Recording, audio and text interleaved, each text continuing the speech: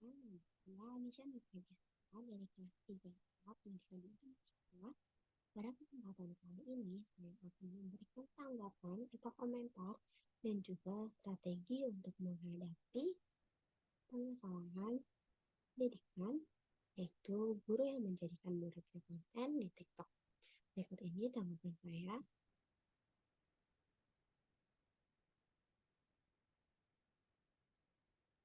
Pertama-tama kita ketahui dulu apa itu TikTok. TikTok merupakan salah satu platform media sosial yang populer di kalangan generasi muda, termasuk para pelajar. Platform ini memungkinkan pengguna untuk membuat dan berbagi video pendek dengan durasi maksimal 3 menit. TikTok dapat menjadi media yang efektif untuk menyampaikan informasi dan juga edukasi, termasuk di dalamnya yaitu bidang pendidikan. TikTok juga menjadi salah satu platform yang sering digunakan oleh guru untuk mengajar dan berinteraksi dengan murid-muridnya. Namun, dalam beberapa waktu terakhir, muncul beberapa kasus guru yang menjadikan muridnya konten di TikTok. Konten-konten tersebut beragam, mulai dari konten edukasi, konten hiburan, hingga konten yang bersifat pribadi. Konten-konten tersebut mulai menuai berbagai tanggapan dari masyarakat, mulai dari dukungan hingga kritik.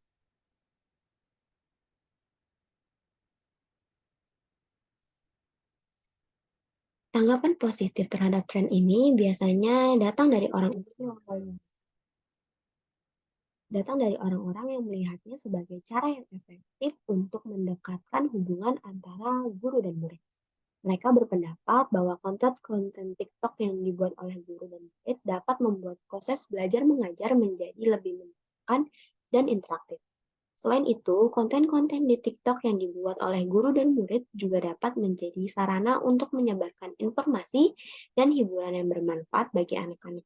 Misalnya, ada guru yang membuat konten TikTok untuk mengajarkan materi pelajaran, ada juga guru yang membuat konten TikTok untuk menghibur murid-muridnya. Berikut ini salah satu konten TikTok yang dapat tanggapan positif oleh masyarakat. Kita lihat bersama-sama.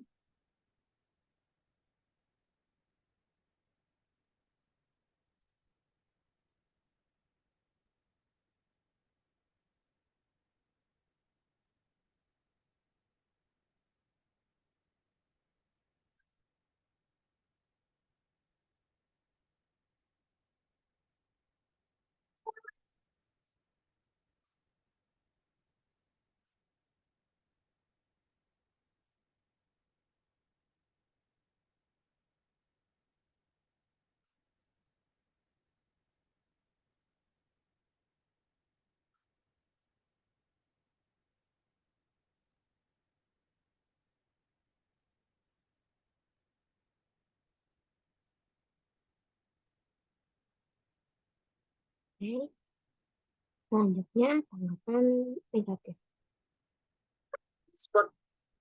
Tanggapan negatif terhadap tren di TikTok biasanya datang dari orang-orang yang melihatnya sebagai bentuk eksploitasi anak-anak.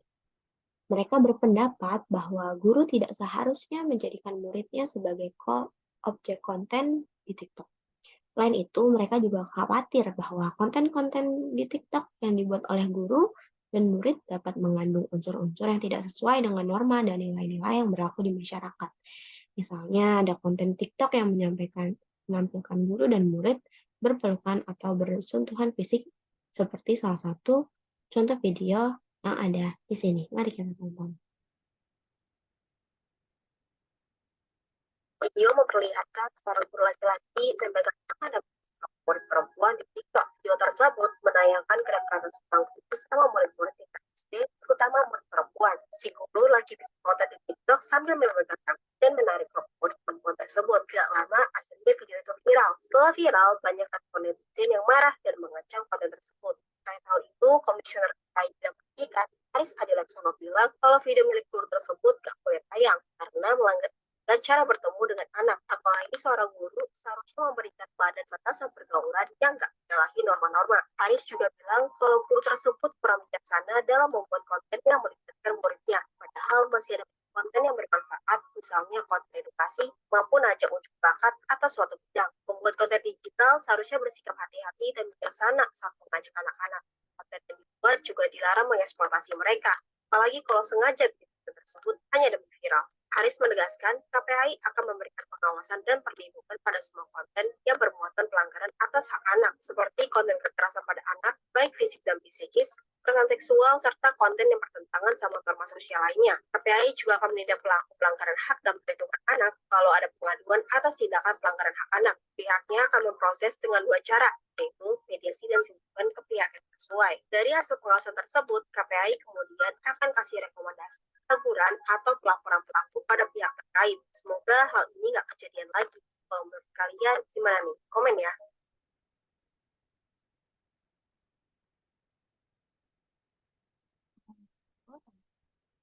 Saya berpendapat bahwa tren murid menjadikan murid konten di TikTok memiliki sisi positif dan sisi negatif. Sisi positifnya adalah tren ini dapat mendekatkan hubungan antara guru dan juga murid, serta menjadi sarana untuk menyebarkan informasi dan hiburan yang bermanfaat bagi anak-anak. Namun, saya juga melihat sisi negatif dari tren ini, yaitu potensi eksploitasi anak-anak dan konten-konten yang tidak sesuai dengan norma dan nilai-nilai yang berlaku di masyarakat. Oleh karena itu, saya berpendapat bahwa tren ini harus dilakukan dengan hati-hati.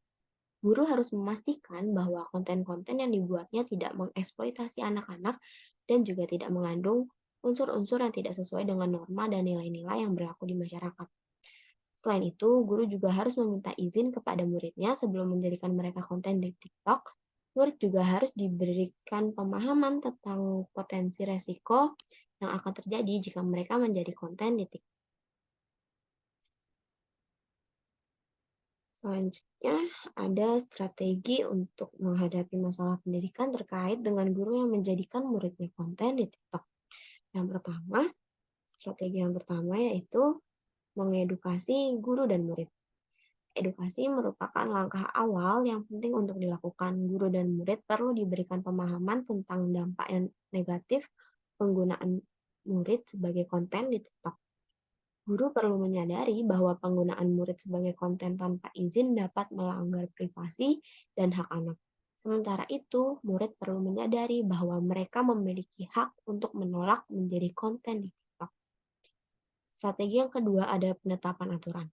Selain edukasi, perlu ada penetapan aturan yang jelas tentang penggunaan TikTok di sekolah. Aturan ini perlu mengatur hal-hal seperti konten yang boleh dibagikan, penggunaan murid sebagai konten, dan konsekuensi yang akan diterima jika melanggar aturan. Aturan ini perlu disosialisasikan kepada seluruh guru dan murid. Guru dan murid perlu memahami aturan ini dan juga mematuhinya. Strategi yang ketiga yaitu pengawasan. Pengawasan perlu dilakukan untuk memastikan bahwa aturan tersebut telah ditetapkan dan ditaati. Pengawasan dapat dilakukan oleh kepala sekolah, guru, ataupun komit sekolah. Pengawasan dapat dilakukan secara langsung seperti dengan memantau aktivitas guru dan murid di TikTok, atau pengawasan juga dapat dilakukan dengan secara tidak langsung seperti dengan membaca laporan dari guru atau laporan dari murid. Yang terakhir yaitu sanksi. Sanksi perlu diberikan kepada guru yang melanggar aturan. Sanksi ini bertujuan untuk memberikan efek jerah dan mencegah guru lain untuk melakukan hal yang sama. Sanksi yang diberikan dapat berupa teguran, peringatan, atau bahkan pemecatan. Sanksi yang diberikan perlu disesuaikan dengan tingkat pelanggaran yang dilakukan. Selanjutnya adalah beberapa tips tambahan untuk mengatasi masalah guru yang menjadikan muridnya konten di TikTok. Yang pertama, guru perlu membangun hubungan yang baik dengan murid. Hal ini akan memudahkan guru untuk berkomunikasi dengan murid dan memberikan pemahaman tentang dampak negatif penggunaan murid sebagai konten di TikTok. Yang kedua, sekolah perlu menyediakan sarana dan prasarana yang memadai untuk mendukung kegiatan belajar mengajar. Hal ini akan membantu guru untuk fokus pada kegiatan belajar mengajar dan mengurangi ketergantungan pada media sosial. Tips yang ketiga, orang tua perlu mengawasi aktivitas anak di media sosial.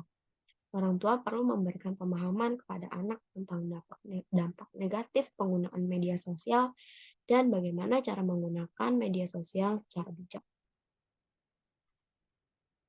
Demikian komentar atau tanggapan dan juga strategi yang dapat saya sampaikan.